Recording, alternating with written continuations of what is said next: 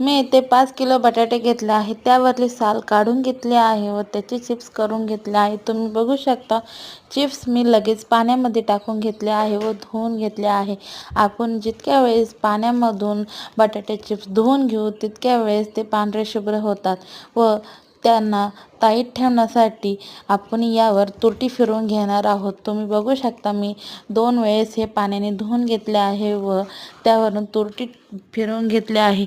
हे रात्रभर तसेच ठेवायचे. दुसऱ्या दिवशी पण परत पाण्याने धुवून घ्यायचे व एक मोठ्या पातेल्यामध्ये पाणी गरम होण्यासाठी ठेवून द्यायचं. त्यामध्ये चवीनुसार मीठ टाकायचं व हे चिप्स पाण्यामध्ये टाकून घ्यायचे.